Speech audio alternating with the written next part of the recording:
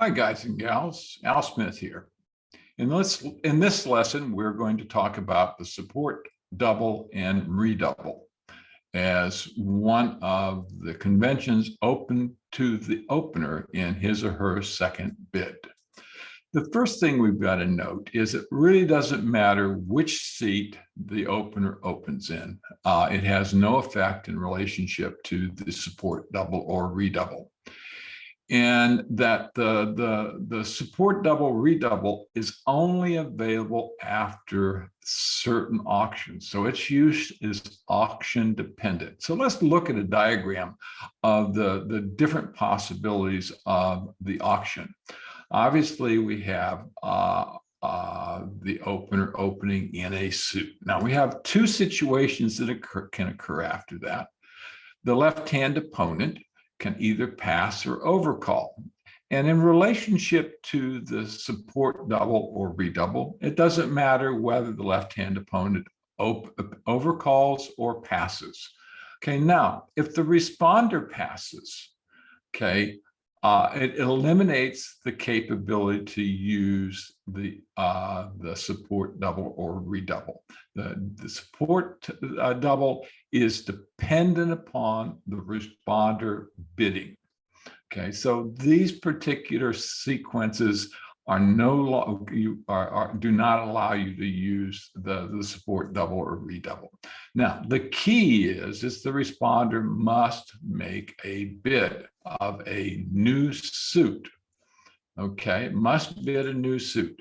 Now, if the right-hand opponent to the opener passes, obviously the opener does not have the support double or redouble available to him or her. Okay, but if the right-hand opponent does bid a new suit, no trump, or double, the opener can now use the support double or redouble. Okay, so we can see in this diagram where the support double or redouble comes into play. All right, now, as we said, the responder must bid a new suit. Now, it could bid a new suit at the 1 level or the 2 level or even the 3 level, depends. And the right-hand opponent of the opener must bid. Okay, the bid by the right-hand opponent is what I call the leverage point, because once the opponents enter the auction, you have a contested auction, you can use their bids to be more creative and to better define your hand by using their bid as a leverage point. Whether the left-hand opponent bids or passes doesn't matter, like I said in the previous diagram. Okay, now what's the support? What is what does the opener have if he or she is using a support double or redouble? Well, the opener is saying that he or she has exactly 3 card support in the responder's bid suit. 3 cards, not 4 or more, but 3. Why? Well, if the opener had 4 plus cards in the responder suit, they would raise the suit because now they know that they've got at least an 8-card fit.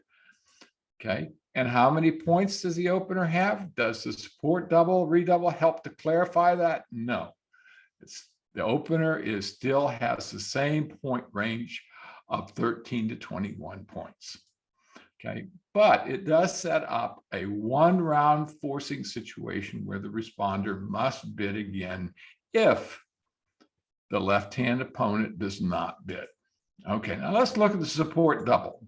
Okay, it's used when the right-hand opponent bids 1 no trump or a new suit. Okay, so bids anything but a double.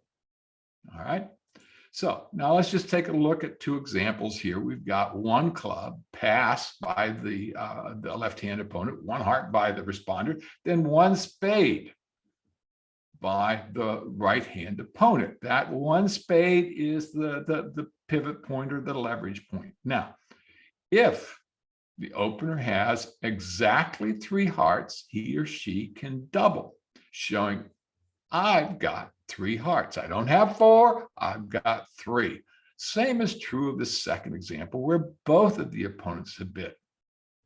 So it allows you to tell your partner explicitly how many cards of support you have in the responder's suit. Now, what's this, the redouble? Well, the redouble is exactly the same thing, except it's used when the right-hand opponent doubles. Okay, so we've got the situation here where your partner opened, where the opener opened one club, the left-hand opponent passed, and the responder bid one heart. The double by the right-hand opponent is obviously a negative double, saying that they have diamonds and spades. Okay, the redouble is used again here by the opener to say, hey, I've got 3 hearts. It's exactly the same in the second example auction also. Okay, now one of the real challenges with the support double is how high do you use it? Through what level do you use it? Okay, and it's really important. Now let's look at this for a second. Okay, and this has been an active discussion among a lot of people. Okay, if you use the support double, redouble through 4 spades, okay, what the opponents can do is they can preempt at the 3 or the 4 level with impunity, because now the opener can't double for penalties. So there's a cost associated with the level. Okay, if it's through 3 spades, the opponents can preempt at the 3 level with impunity. All right, now if it's through 2 spades, the opponent's double of a preemptive bid is for penalties. Okay, so if this bidding is 1 club pass 1 heart, 3 diamonds, a double would be for penalty. Okay, it's really critical to limit the use of the double, redouble, my opinion, only through 2 spades, because that gives you the capability of making sure the opponents fear being punished. Okay, I played in one regional where the opponents wouldn't allow any bid below the 3 level. Okay, and this was early on in my bridge career, and we lost the match horribly because we just didn't know how to handle it, because they kept making bids at the 3 preemptive bids at the 3 levels, and we didn't double them. They didn't make any of them, but we didn't double for penalties, so they got the best score. So it's critical that you be able to make the opponents fear being punished. Okay, there's an exception that occurs in terms of the level when the advancer raises the overcaller's suit.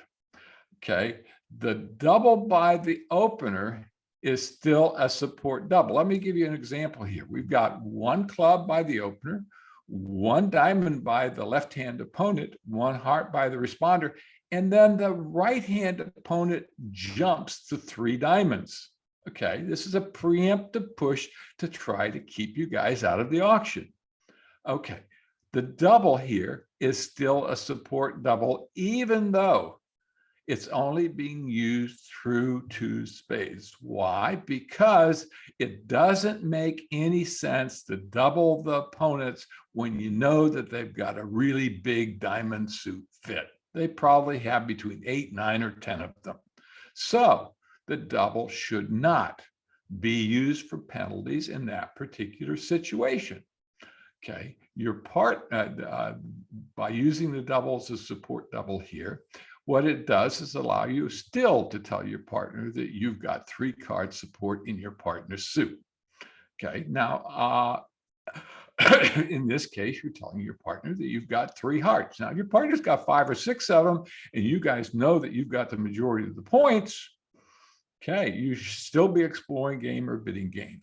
Now, let's look at the situation where the double is by responder. In this case, the double is going to be for penalty, okay, because we've got the same auction here, but the opener passed, denying having 3 cards in the responder's suit or having a relatively weak hand. However, the responder now knows how many points he or she has. They generally count on their partner having 13 for having opened.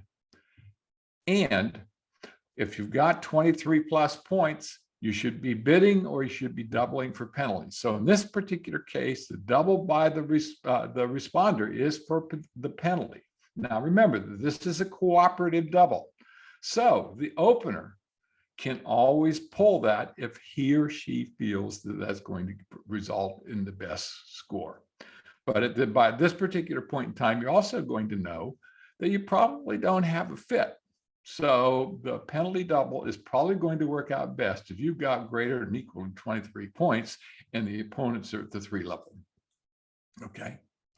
All right. That basically concludes the lesson on the support double and redouble. It's really a valuable little convention, but knowing when to employ it, in what sequence, through what level are the critical attributes.